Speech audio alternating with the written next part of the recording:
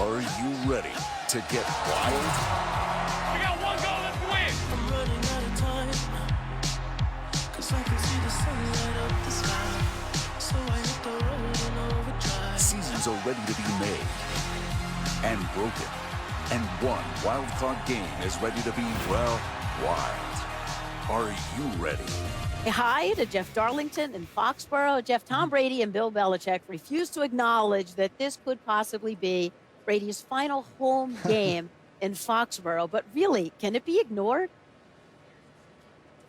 Well, Susie, Tom Brady said this week that he doesn't get nostalgic about these things and he's not thinking about it. But I can tell you there is a lingering belief within his circle that it very much could be the case. That isn't hyperbole. It isn't posturing. It is simply reality. Brady is set to become a free agent in March. He is looking forward to making some of his own decisions when that time comes. And it'd be very difficult for the playoff path to come back through Foxborough with Baltimore and the Chiefs holding their own home field advantages over the Patriots. So it's something that we certainly have to think about. How is Brady not thinking about it? Well, one person close to him put it best, in my opinion. He said, he's really good at separating things. I doubt very much he's thinking about what lurks on the other side of this game or this season.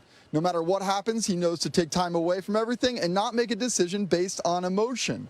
And so if he is capable of doing that, so too will we be that capable. And we'll point out that tonight, temperatures are going to be in the 40s. There's a likelihood of rain. And that is all we should care about when it comes to this game in Foxborough, Susie. Oh, yeah, sure thing. All right, maybe we should all be able to compartmentalize, and we'll hear more from Jeff later this afternoon as well. Lewis, when the Titans beat the Patriots in Week 10 last year in Nashville, they pressured Brady relentlessly. Yeah.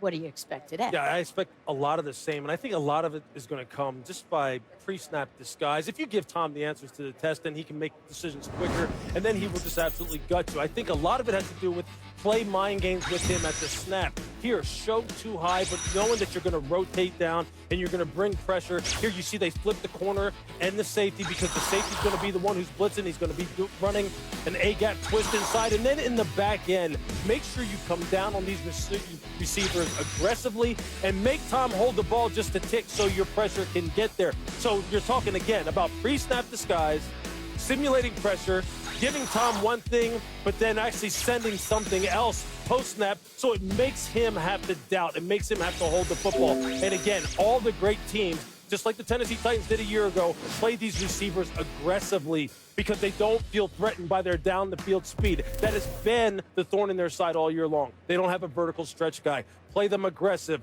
Make sure you have pre-snap disguise. I think Mike Vrabel will do all of that, and he'll give Tom a lot to think about. The question is whether or not he's going to be able to just make one more play than the Titans can. You know, you talking about defense, Lou. Let me switch it over to the defensive side for the Patriots. I said earlier in the season, I thought the run game for the New England Patriots, if they didn't clean it up, I thought their run defense could possibly be their Achilles heel. But, Susie, you just said that Storm Henry is coming into town. And this playoff, everybody's 0-0.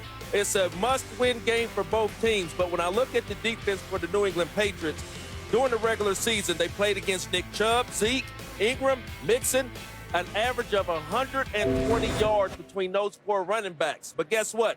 Derrick Henry, or Storm Henry, averaged 150 yards, Steve, and that's strictly on the ground. So you're talking about a running back being able to square his shoulders throughout the season since Week 10. He's been averaging 150 yards, like I just said. For him to be able to run that outside stretch run that they love to do, New England Patriots, and I also said this, those big linebackers with Collins and Van Noy, those Hightowers, those linebackers love to hit.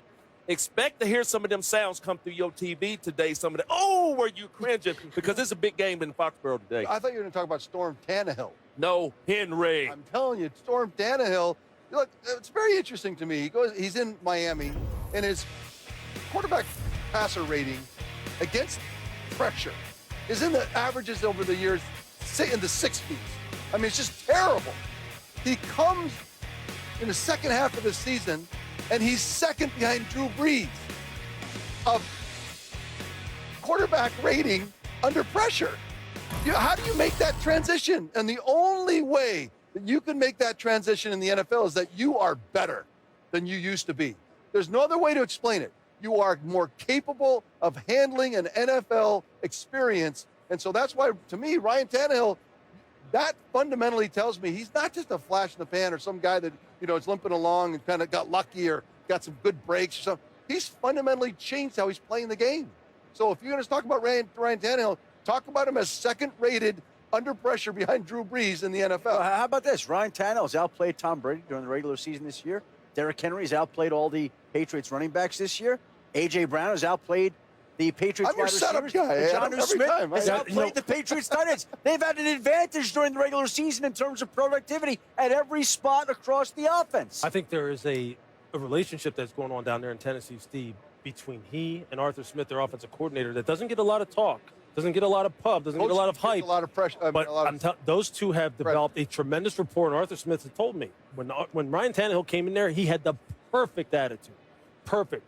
Was very much so the guy who towed the line, tried to help Marcus Mariota as much as he possibly could. And then when he got the job, his work ethic actually even ticked up another notch. And right now, they are in perfect unison.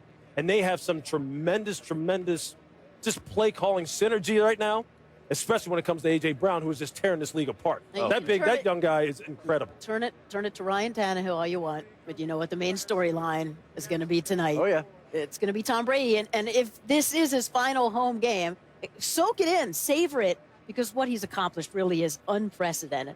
During one of Brady's press conferences this week, a reporter informed him that he had won 30 playoff games, and the rest of the playoff field of quarterbacks, all 11 of them, had won 26 combined. God. And Brady responded, "Is that good? Oh, yeah, not just good. Best of all time. TB12 is the most successful quarterback in playoff history by nearly any measure. He has the most postseason wins, touchdown passes, and passing yards all time. And last season, he became the first player in NFL history to win six. Adam, what's the latest there? Well, security is still waiting to turn back its information into the rest of the NFL. But from my understanding, the NFL is going to deduce that there was a violation on game day. There's some sort of game day violation that's going to result in discipline for the Patriots that's going to come down here at some point in the next 2 weeks. Now, the NFL is not connected. Whether or not it's related to the football operations people, that still will be in the security reports.